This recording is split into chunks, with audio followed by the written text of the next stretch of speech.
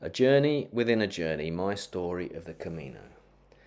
Santiago, translated St. James, is heavily touted as the end of the Camino, and thousands flock to Santiago for the chance to see the alleged final resting place of St. James the Apostle.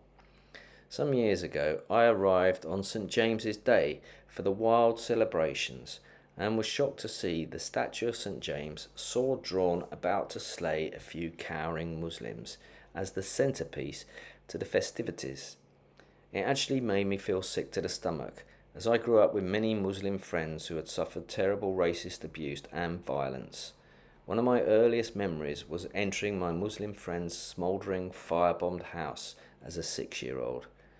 The brutal destruction of a highly advanced culture by the Catholic Church is still an issue that resonates today in Spain.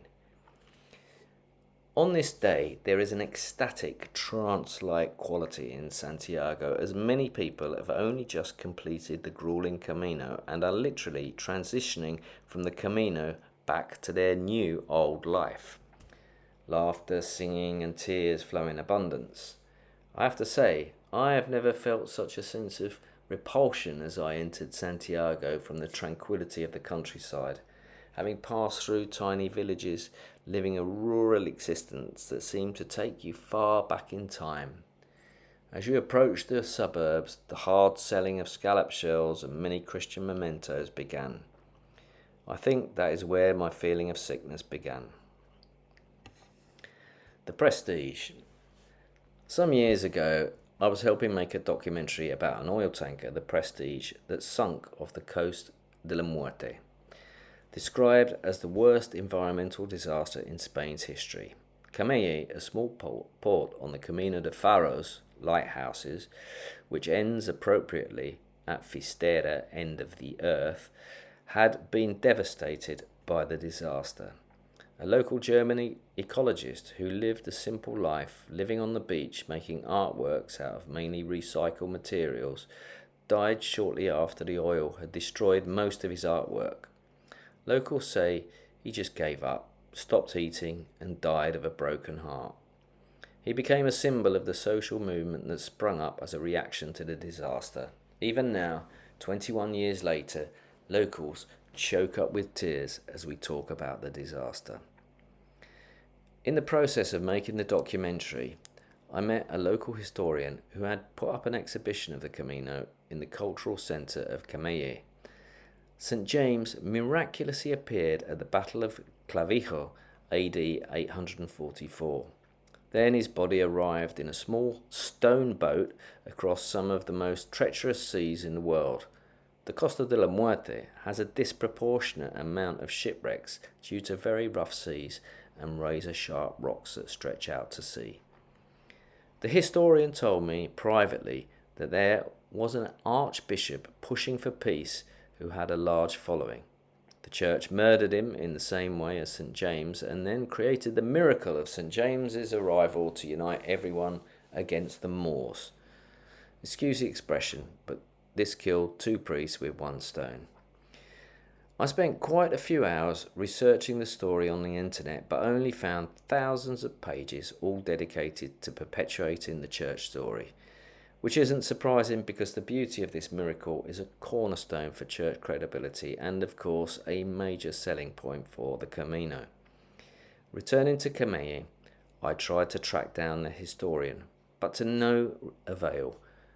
I gave up on this research as it was taking me off my assessment criteria, the true Camino.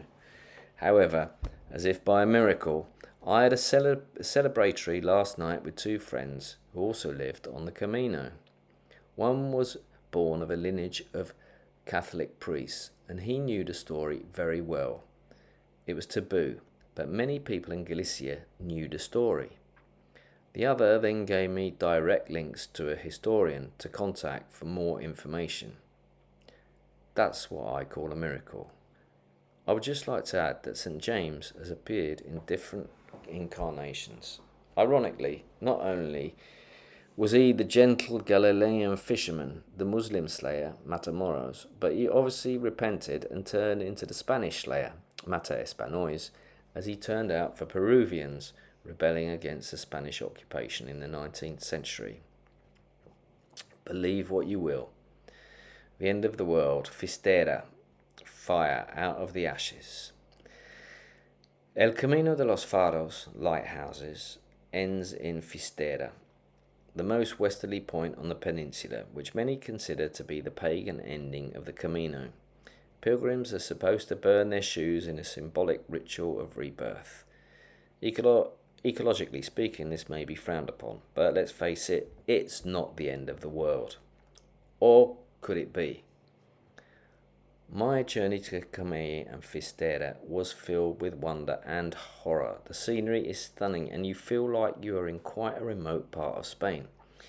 I travelled through miles of fresh-smelling eucalyptus, acacia and pine forest with very little diversity.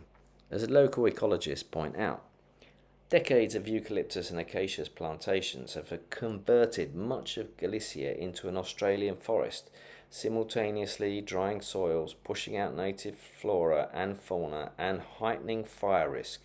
This, combined with forest mismanagement, rural depopulation, and climate change, meant that this disaster was, like most disasters, not at all natural, but man-made. The eucalyptus and pine are disasters waiting to happen. 24 years ago, I made a performance about a devastating fire near Alaja, Andalusia, that killed 4 firemen and wiped out houses of many of my friends.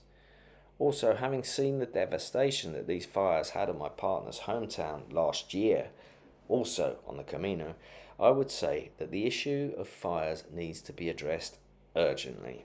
As Thomas Nail points out, if the fires are too frequent or widespread, they will increase global temperatures faster than those temperatures can be reduced by new forests.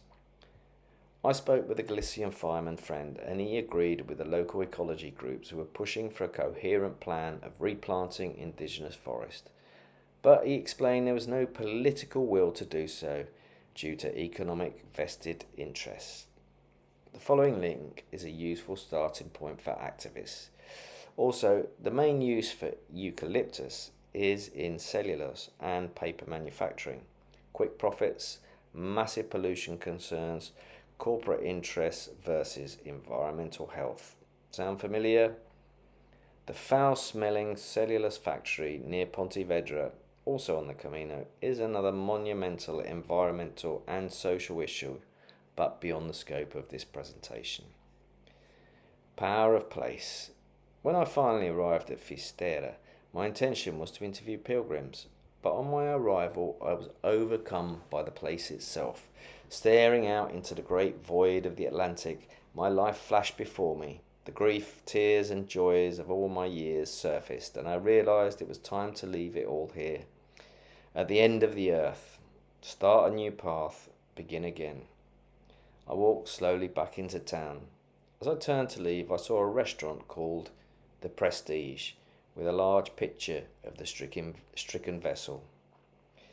As if to say, again 20 years later, don't forget to tell the story of the Prestige, because just like the forest fires, it all gets forgotten in the fast virtual world, but it leaves indelible scars in the real world on communities, wildlife and ecosystems that get opened up time and time again until we learn or not. I now wish to present the following performance as a deeper reflection of my journey.